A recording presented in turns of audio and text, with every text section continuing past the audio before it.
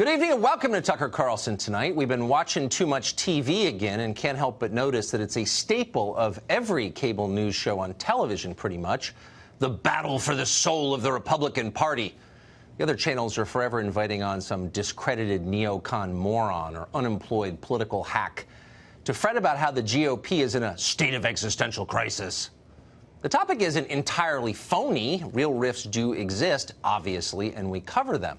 But basically, in its totality, this is propaganda because it intentionally obscures a much larger and far more interesting story. The Democratic Party is transforming before our eyes. The party of Tom Foley and Tip O'Neill and even Bill Clinton is long gone. Pretty soon, the party of Nancy Pelosi and Chuck Schumer will be history, too. In its place is emerging something new, the party of Andrew Gillum.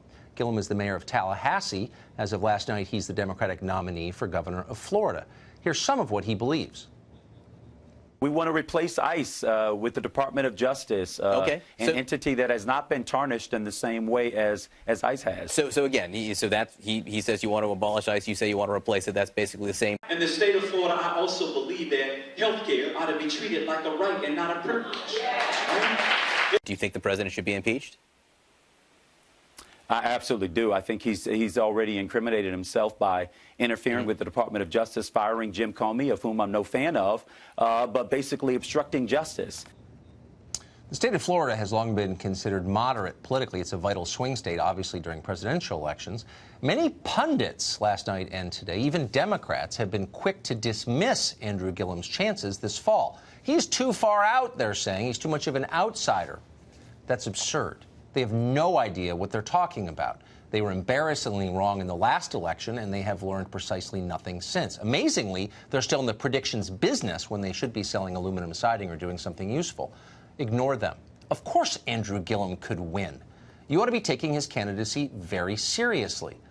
Candidacies like his are erupting in a lot of places right now. The man almost certain to be governor of the biggest state in the country just announced that he plans to give free health care to foreign nationals here illegally. Watch. I did universal health care when I was mayor, fully implemented, regardless of pre-existing condition, ability to pay, and regardless of your immigration status.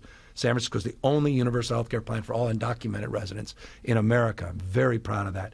And we proved it can be done without bankrupting the city. I'd like to see that we can extend that to the rest of the state. So you sneak into a country, ignoring its laws, and you get free health care in return. What a country. In New York City, meanwhile, a city councilman named Jumaane Williams is within striking distance of becoming that state's next lieutenant governor. You might recognize his name. Williams is a pretty good guy, actually. He's a frequent guest on the show. He's the one who's always calling everyone a bigot, who wants to take your guns away and throw open the borders to the world.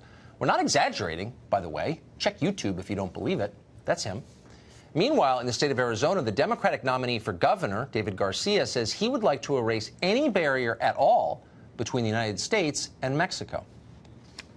I want to just take a second and imagine. Let's just imagine. Just imagine. No wall. No wall in southern Arizona. Arizona was once one of the most conservative states politically in the country. Now it's a completely different place. He could win. If enough of these candidates do win, you won't have to imagine what a borderless America might look like. It'll be the reality and just the beginning of the new reality. Consider this, a proposal from Zephyr Teachout. She's a candidate for Attorney General in the state of New York.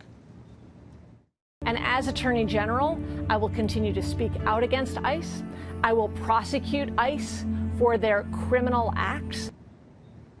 Putting law enforcement in prison for enforcing the laws that bipartisan majorities in Congress passed. So you don't need to be a Trump partisan or a conservative Republican or some kind of wacko right-winger to worry about all of this. Any normal American ought to be deeply concerned about what the Democratic Party is in the process of becoming. A lot of Democrats are very concerned about it.